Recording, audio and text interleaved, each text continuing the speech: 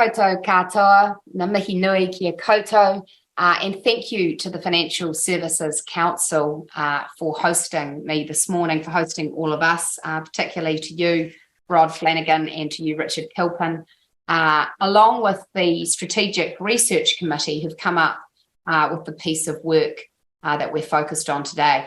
Richard, I want to note it's not the election in 2 weeks, although I would welcome that. It's the budget in 2 weeks, but I think all of us have top of mind that it is going to be a very pivotal budget, both in terms of the election, but actually I think in terms of the trajectory for New Zealand over the next few years. We are in very challenging times. I know attendees listening online are coming from across the financial services sector, so you will have already been encountering a lot of the financial distress that we are increasingly seeing in our community as the cost of living bites hard, as interest rates have climbed so steeply, and more New Zealanders are having to transfer from a low interest rate mortgage to a much higher interest rate mortgage, often with a lot of debt being carried, and at the same time, as many people are losing confidence about the economic fortunes of New Zealand. And all those things combined, I think, are borne out in the statistics in your report, which I have to say completely marry up with the experience I'm having in the community. So that first number, that more than 50% of New Zealanders are worrying daily or weekly about money. And that's 300,000 more people than when you last did the survey. My experience is that over the past 12 to 18 months, more and more people have shared with me how stretched their household budget is, trying to keep up with their costs, whether that's their grocery shop, whether that's their rates, whether that's their rent. But the newer phenomenon that I have witnessed in the past few months is increasingly there's a group of people who are very concerned about their mortgages. As people switch to those higher interest rates, it's having a significant impact, perhaps on a group of New Zealanders who hadn't considered that they would ever be in such a position of financial weakness. I think particularly of those younger families who scrimped and saved to buy a home in what was a very inflated housing market, who have very large mortgages and whose mortgage rates have effectively doubled as they've gone from one fixed term to another. I spoke with a nurse recently. Her and her husband had refixed their mortgage. They were looking for another $500 a fortnight. And she said to me, where exactly am I meant to find that money?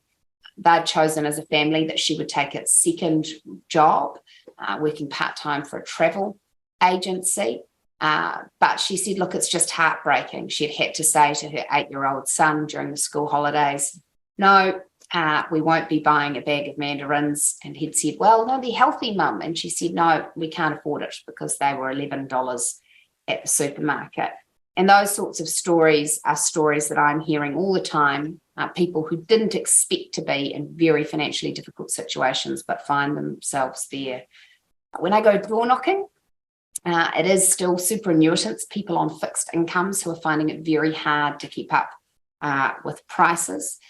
But also I hear lots of stories from different parts of our community about the impact that is having. So I'd share with you that I spoke with a lawyer recently involved in marital disputes, and he said he has never been busier. And I think we know that when there are financial challenges, when there are economic challenges, that has a very real impact on people's well-being. And of course, the survey bears that out, with the negative effects on well-being increasing, with a large proportion of people reporting that increased financial stress. And look, part of that stress is people not feeling they are resilient to the rainy day, and that's a striking finding in your report, that 53% of people would not be able to access $5,000 a week should they need it in an emergency. So all of that combined, and then this looming talk of recession. Bloomberg recently put out an index where New Zealand was in the unfortunate silver medal position in terms of our likelihood of a recession. The United Kingdom was ahead of us, but Bloomberg put our chances of recession at 70%. By contrast, Australia only had a 40% chance in that index. And I think that is very much compounding people's feelings of financial distress, because what people had hoped was a temporary or transitory, I think was the word given to us, phenomenon, has in fact become quite embedded. And the sense is that while inflation has remained out of control for 2 years now, it still remains high and may be in our economy for another year or more. That interest rates have had to climb steeper and higher than many people thought would be necessary. And I'm seeing patchy impact across the community. Some businesses really feeling it, particularly those who are debt exposed and themselves are paying higher interest rates, and particularly those who are exposed to New Zealanders who have less money to spend because they are servicing bigger mortgages. So what does it all mean for the budget, and what should our decision makers be focused on? Well, my view is it is completely the wrong time to be having flirtations with the idea of new taxes. And I say that for a couple of reasons.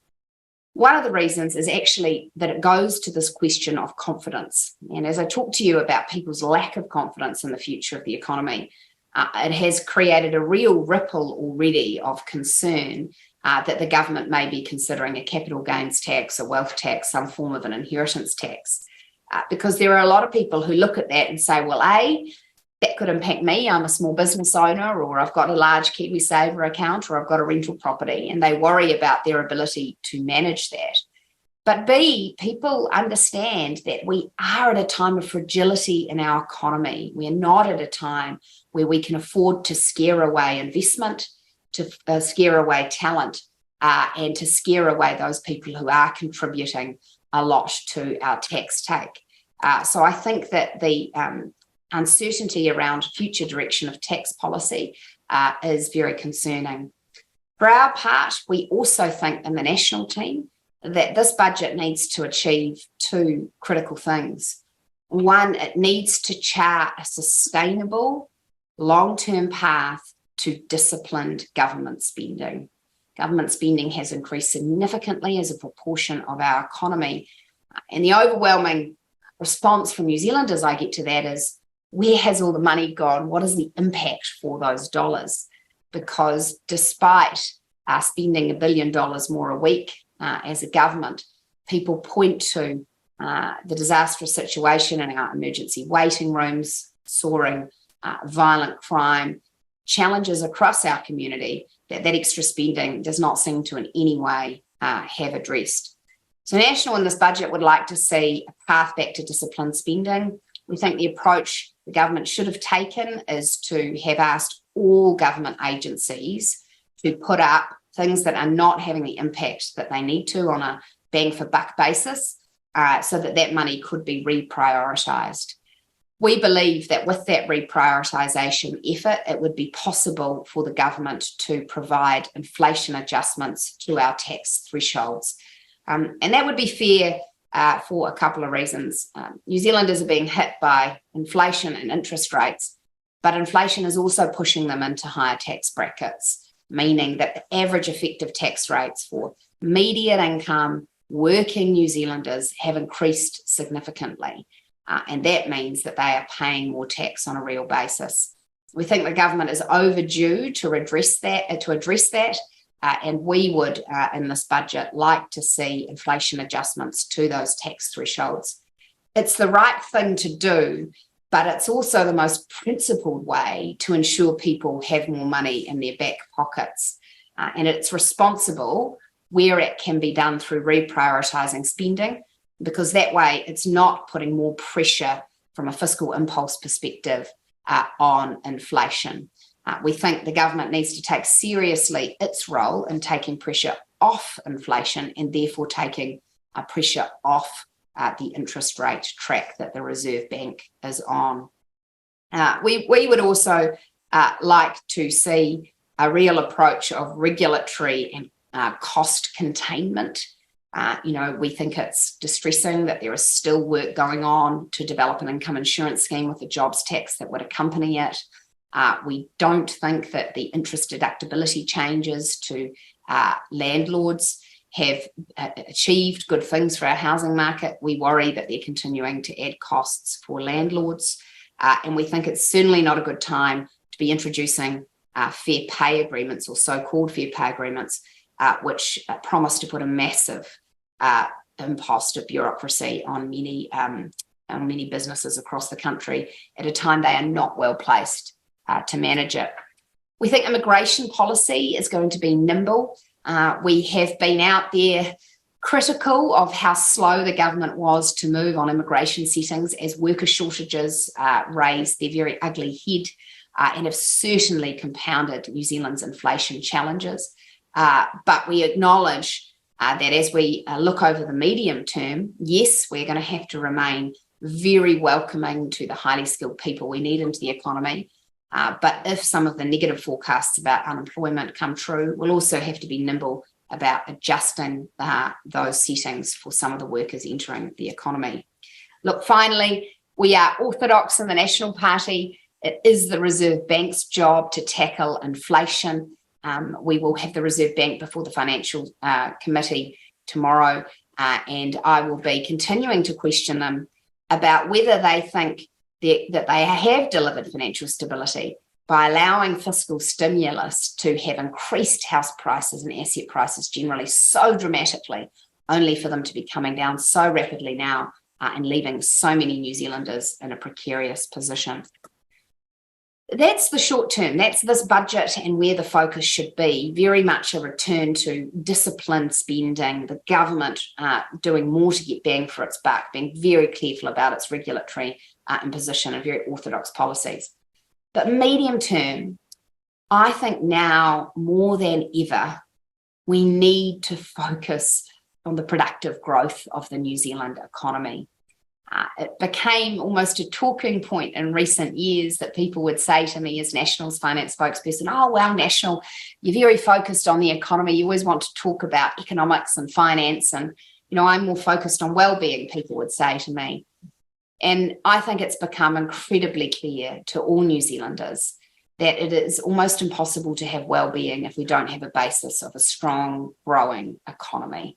And so National's view is that we need to, as a country, focus very much on backing those people who have what it takes to grow our economy over the next few years, by which we mean every single New Zealander who has the capacity to contribute, but particularly looking at what are the sectors, what are the entrepreneurs, what are the businesses that we can grow, what are the barriers in front of them now, and how can government act to remove those barriers and where possible turbocharge their efforts.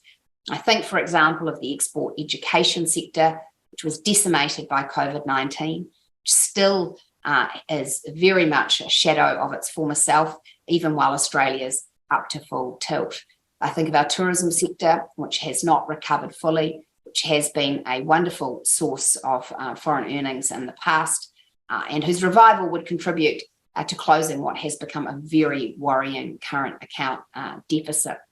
I think also of those growing future sectors, whether that's about what we're doing in high tech or in artificial intelligence or in gaming.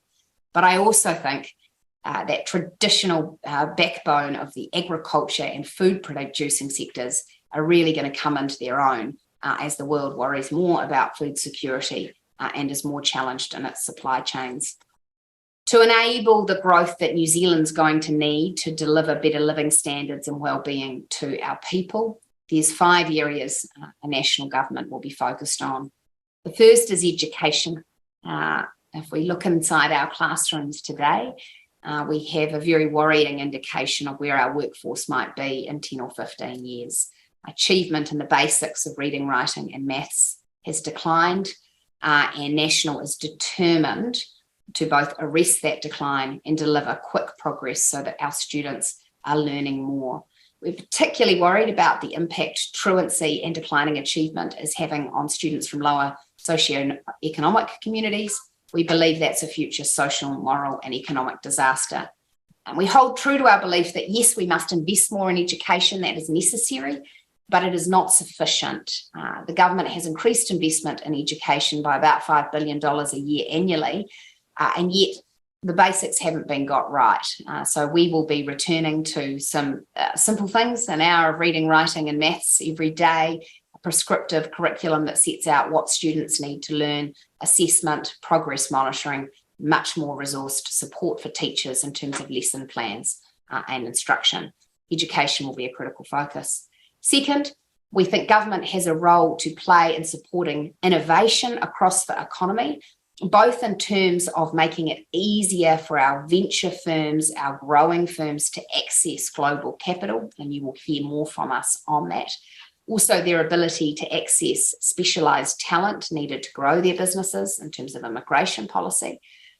But we also believe that the current innovation system across government has become very complex, and we will be delivering policy to simplify that and make it easier for people at all stages of the innovation journey to invest more in the capital and the skills needed to drive innovation.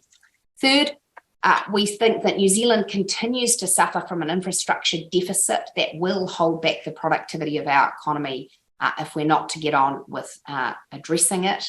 It's not going to be enough to have visualisations of trams down Dominion Road on the front page of the Herald. We actually need to get building. And National identifies that the three critical things for that are a much faster consenting framework, and we don't believe the proposed changes to the RMA deliver that. A much more modern approach to financing major infrastructure projects, including openness to private capital, and a much more long-term view about funding infrastructure and a long-term pipeline. Fourth, as I've already said, the regulatory environment matters, and we will be taking a very circumspect approach to re-regulating industries. You know, the case in point that hopefully the people on this forum would understand is the government's very well-intended changes to the CCCFA. Look, the law was passed for the right reasons to reduce the number of predatory loan activities, but then the regulation that was delivered was so prescriptive that it has terribly constrained the access lower income and lower wealth New Zealanders in particular have to credit, but has also got between the banks and their customers in a way that we think has been harmful, and we do intend to fix up that regulation, but also take it as a lesson about good intentions and then their potentially perverse impacts. So we think it's a time for very careful approach to regulation. Finally, I just want to, before I finish these remarks, just say that when we read these reports of financial distress of people worried about their futures, I think it can get very negative. I want to say that I still have real optimism for New Zealand's economy in the medium term. I believe that if we look globally and we truly look outward about where we stand relative to other countries, we can see that we are potentially very well positioned if we get some of these basics that I've been talking about today, tax, spending, regulation, right.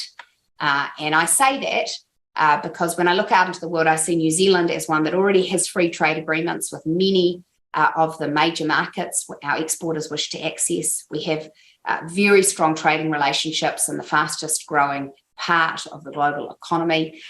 We are outside of the border disputes and security concerns that many countries are increasingly concerned about. We're surrounded by a big blue ocean. We produce food, as I say. We are already very much a renewable energy economy with the capacity to vastly increase the investment in affordable renewable energy that will allow us to meet our climate change challenges. We are still a country full of innovative people, full of ideas. I meet someone or a firm every week that just wish to be unleashed to do what they can do better.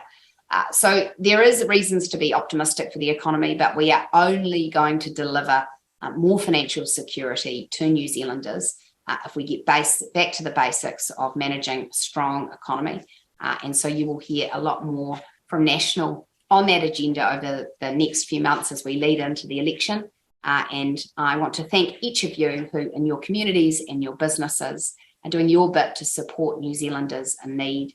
I'm sure that that makes your job very difficult sometimes. I want to acknowledge that. And I want to say that should National be elected to lead the next government, we will look to you as sources of insight and advice.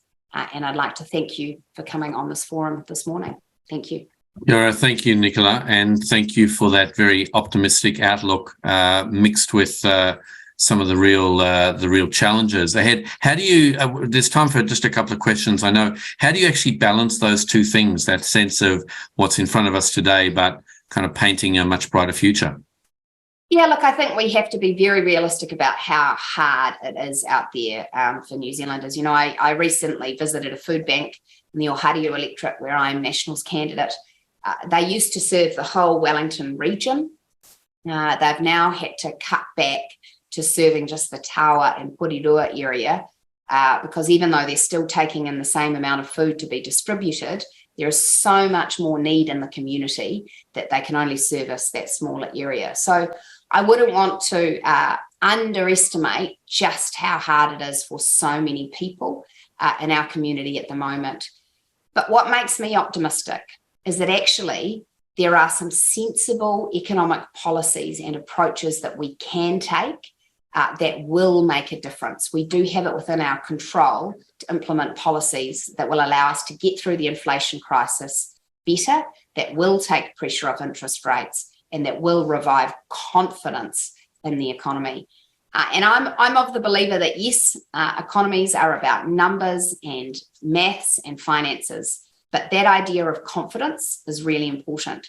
And I see it as the mission of the next national government to restore confidence from our entrepreneurs, from our innovators, from our investors, that this can be a great country in which they can grow. And we, the government, will do our bit with the right policies, regulatory settings, fiscal settings. But if we do that, then yes, there is every opportunity and every reason to be optimistic. Just picking up that segue into policy. Last week there was a tax debate around are people paying the right amount of tax.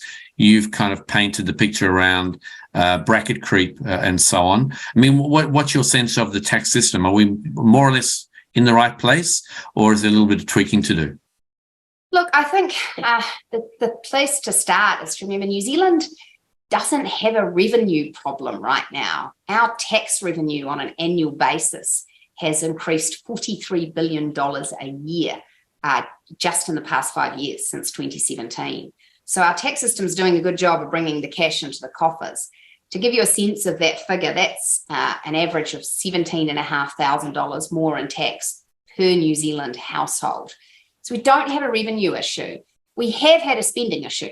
We have been spending at highly elevated levels, such that spending as a proportion of our economy hit 35%, the highest it has been in many, many, many years, much higher than the more like 27, 28% level it has been in our very recent past. So that's why National's been so insistent that there's a real job for government to do of trimming its own sails, of bringing discipline and focus.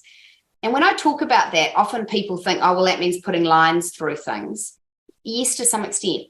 But more importantly, it's about really focusing every time we are investing in a government policy or program, what are we doing to ensure the maximum results for people, rather than investing in things that are of limited impact. And part of our National's philosophy is that we will get more impact by devolving spending from what have been very fast-growing government departments and instead focusing a lot more funding into the grassroots of community where those dollars can make a big difference. In terms of the tax debate beyond that, we think the case for inflation-adjusting tax brackets is stronger than ever. I actually wouldn't be surprised if the government moved on that in this budget. It has become something that is raised with me very regularly by New Zealanders from all walks of life who say, why still haven't they adjusted the tax thresholds? It is time to do it. It is affordable. It comes with a cost of around $1.8 billion, relative to a $43 billion increase in the overall tax take. It is certainly something we can do if the government does what every household in the country is doing right now, which is go through and make sure they're prioritising the things that matter. Just very quickly, you spoke policy earlier. You did mention the New Zealand Income Insurance Scheme. Sitting around our table today are professionals in the life insurance, health insurance, KiwiSaver investment, financial advice community. I mean, what's your sense of any policy settings that might be on your radar? KiwiSaver policy, for example, or the NZIAS, for example, or any changes to health.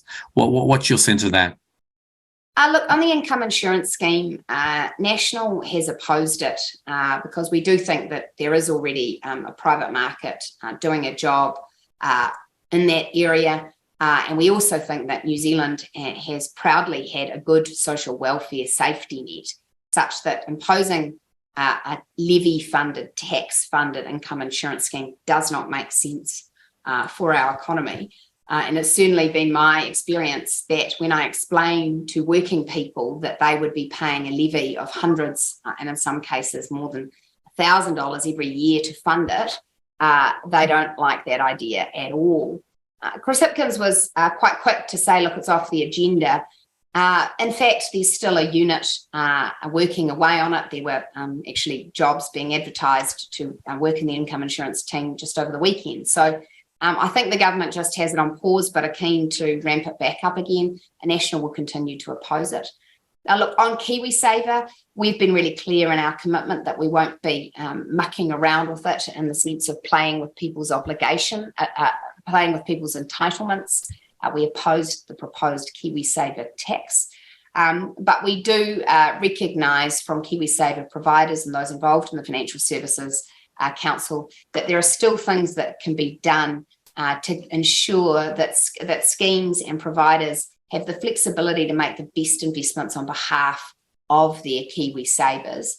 And we are looking at what we can do to enable that. My very last question, you're absolutely right. We're in the shadow of the budget, not of the election. That's in October, so thank you for that. The next 6 months are going to be pretty pivotal. How do you see it playing out?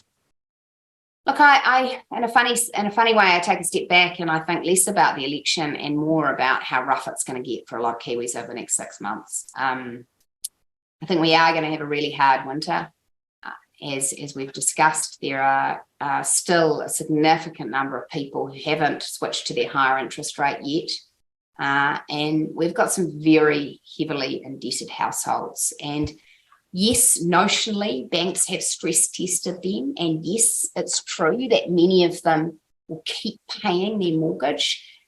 But I think everyone on this call knows the mortgage is the last thing to go. And there's a lot of pain before that. And I think of the families who will be having to stop the swimming lessons, who won't be able to buy their kids sneakers, who will be really at the bottom of their cupboard every week.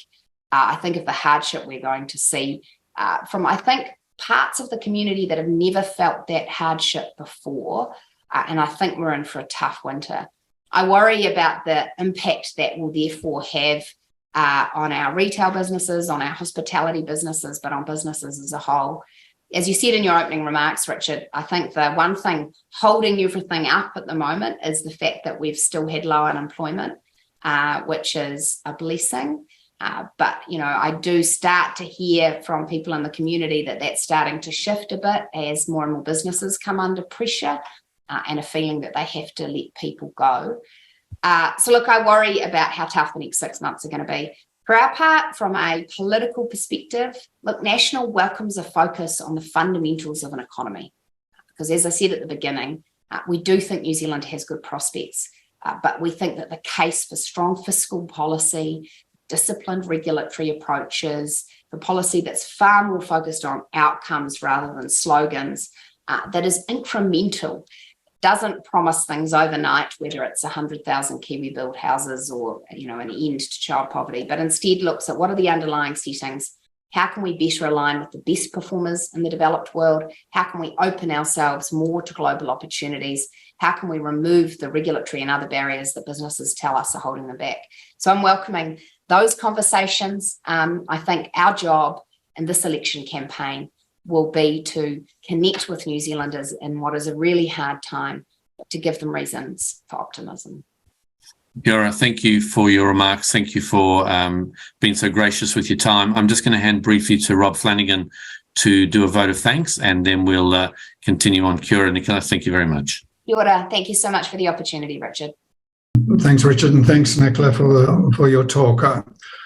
I don't think I've ever experienced a time in a country where there seems to be so many things not going well.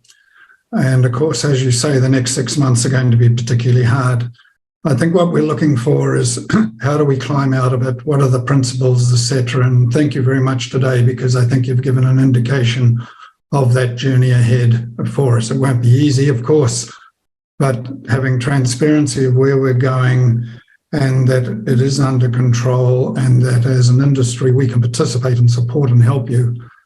We have a lot of very bright and intelligent people in our industry, which we're very fortunate, and they're available to assist any government on the journey going forward. So thank you for today. I think you've laid out a foundation for going forward for us to think about, and we really appreciate your time. I appreciate you're under a lot of pressure. So thank you.